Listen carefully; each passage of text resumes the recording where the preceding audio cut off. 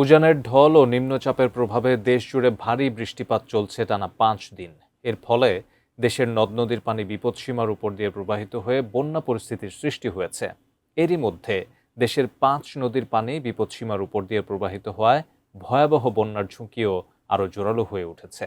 বন্যা পরিস্থিতি নিয়ে আরও জানাচ্ছেন শেখ ফরিদ।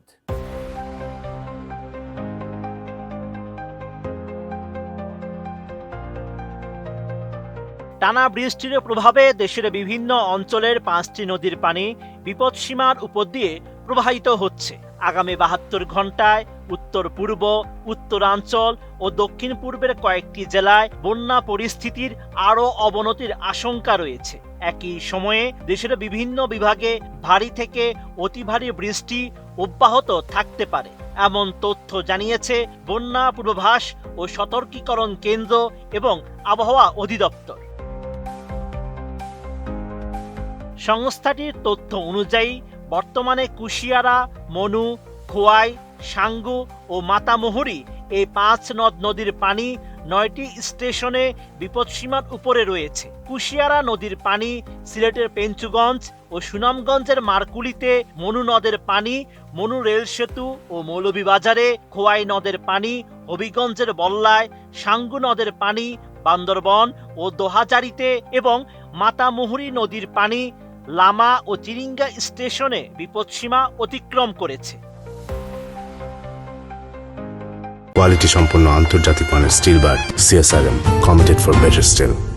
দেশ জুড়ে পর্যবেক্ষণাধীন ১২৭টি নদী স্টেশনের মধ্যে ৭৮টিতে পানি বেড়েছে। বিপরীতে কমেছে ৪৪টি স্টেশনের পানি। তবে কয়েকটি নদীর পানি কমতে শুরু করলেও গুরুত্বপূর্ণ কয়েকটি পয়েন্টে এখনো তা বিপদসীমার উপরে রয়েছে।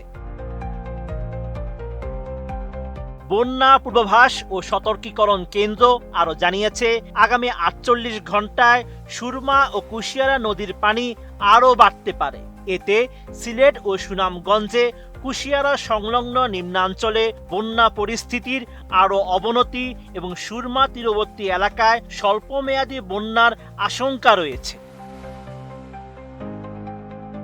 এছাড়াও দক্ষিণ পূর্বাঞ্চলেও নতুন করে বন্যা ঝুঁকি তৈরি হয়েছে। আগামী ৪৮ ঘন্টায় ফেনী, চট্টগ্রাম ও খাগড়াছড়ি জেলার গোমতী, মুহুরী, ফেনী, হালদা, সিলোনিয়া নদীর পানি বিপদসীমা অতিক্রম করতে পারে। এতে এসব জেলার নিম্নাঞ্চল প্লাবিত হওয়ার পাশাপাশি লক্ষ্মীপুর ও নোয়াখালীর নিচু এলাকাও সাময়িকভাবে পানিতে তলিয়ে যেতে পারে। উত্তরাঞ্চলেও তিস্তা নদী নিয়ে সতর্কতা জারি রয়েছে। আগামী ৪৮ ঘন্টায় নীলফামারী, লালমনিরহাট ও রংপুরে তিস্তার পানি বিপদসীমা অতিক্রম করে নিম্নাঞ্চল প্লাবিত করতে পারে।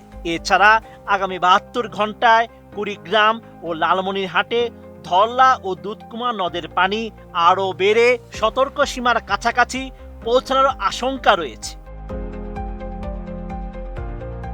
একই সময়ে নেত্রকোনা, শেরপুর ও ময়মনসিংহ জেলার সুমেশ্বরী, জাদুকাটা এবং ভোগাইকংস নদ নদীর পানিও বাড়তে পারে। এসব নদ নদীর কোনো কোনো স্থানে পানি বিপদসীমা অতিক্রম করলে নিম্নাঞ্চলে স্বল্পমেয়াদী বন্যা দেখা দিতে পারে।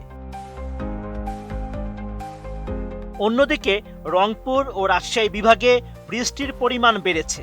এসব এলাকায় ১০ জুলাই শুক্রবারও থেমে থেমে বৃষ্টি হয়েছে। রাজধানীতে টানা ৩ দিন ধরে মাঝে মধ্যে বৃষ্টি হচ্ছে।